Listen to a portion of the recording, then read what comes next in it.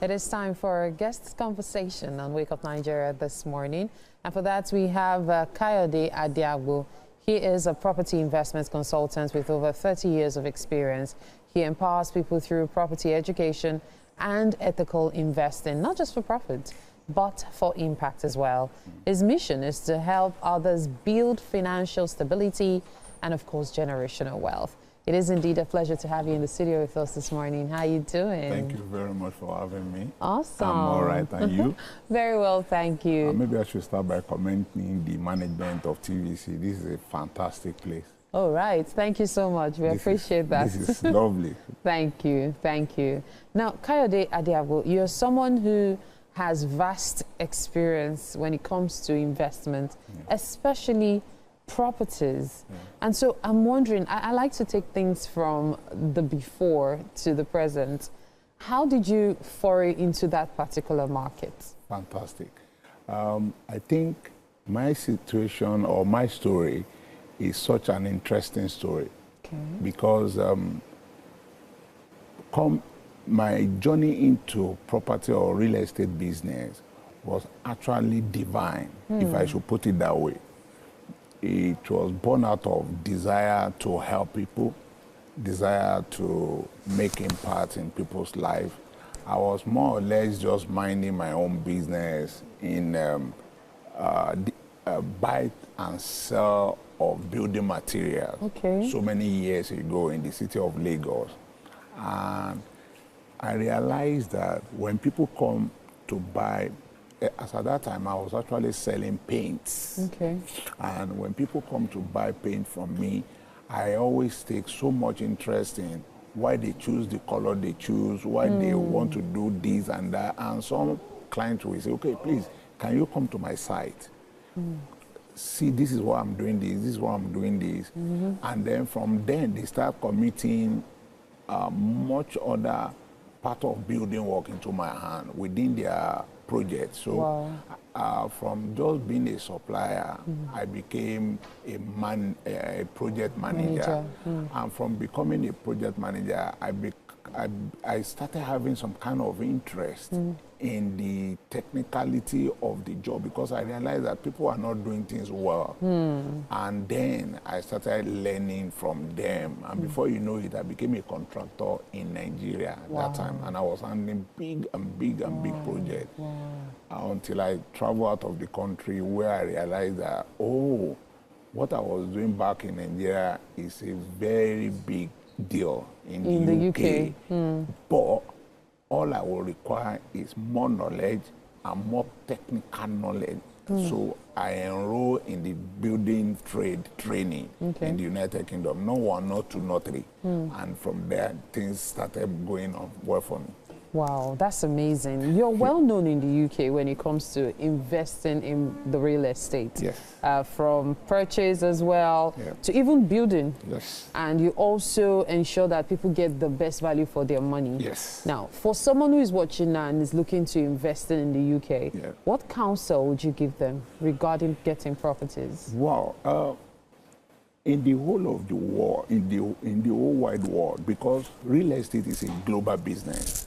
And the interesting thing about, or the uniqueness about Britain is that because of the stability of government, because of very good and solid financial base, and because of their legal system that is profound, a lot of people find it relaxing and more assured to invest in United Kingdom because it is almost impossible to fail in that environment. There's a lot of stability, there's no doubt. And they've put a lot of things in place that you dare, even if you attempt, because we are human. Human will always want to cheat the system, but if you do, there are consequences for that. So a lot of that brings kind of rest of mind, and that's why a lot of people trust as well. That's why a lot of people want to invest in the United Kingdom, and it will interest you, man.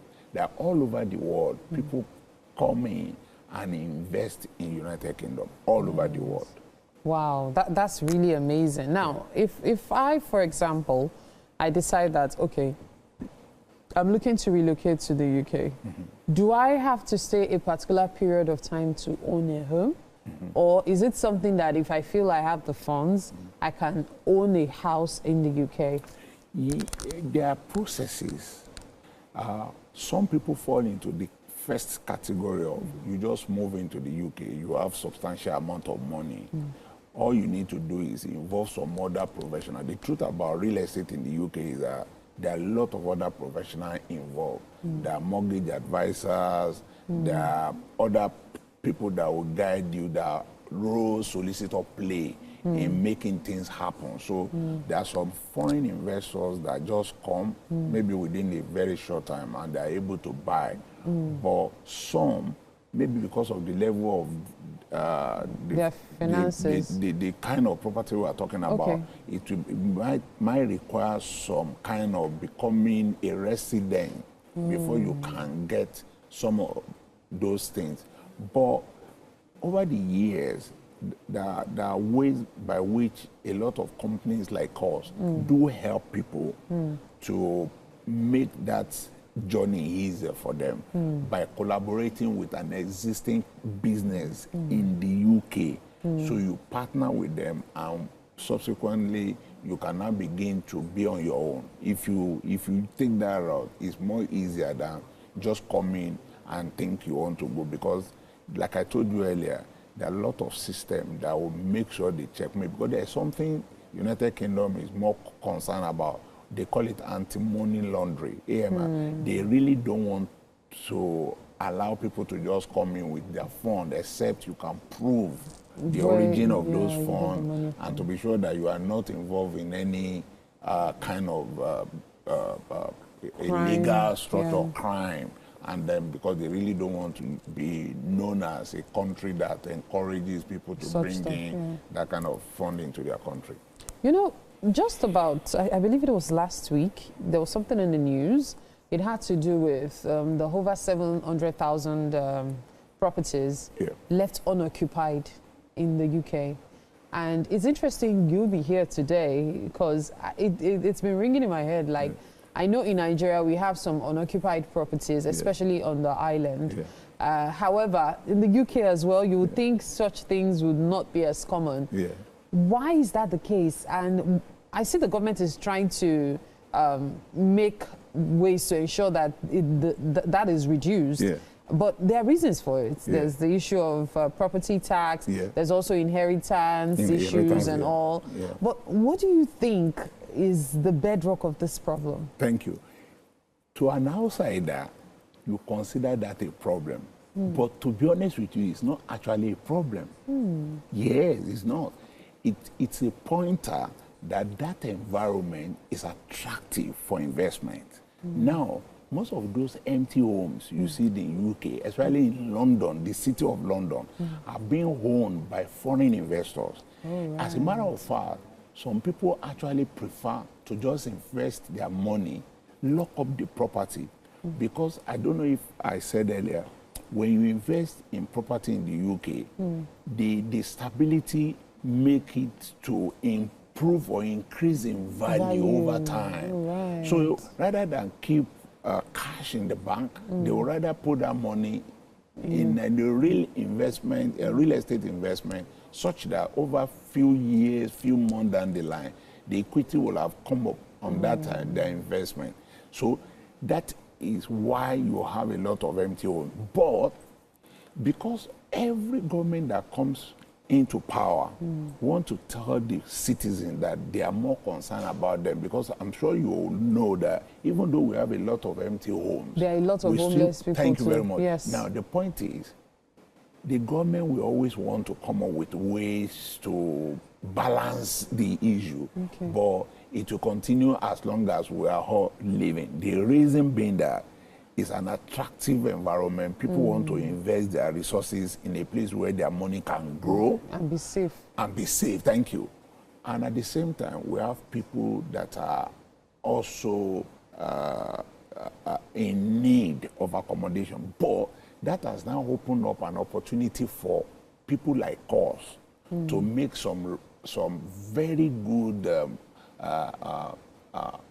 returns, because I will say this to you, most of those houses that are empty in the UK are based in the southern part of the UK, which is London. Now, because there are a lot of people that are homeless, the government now realized that, okay, if we can't stop people from coming to invest their money, but there are a lot of people that are homeless, why don't you look at other part of the country that because you see, in economics, there's something called demand and supply.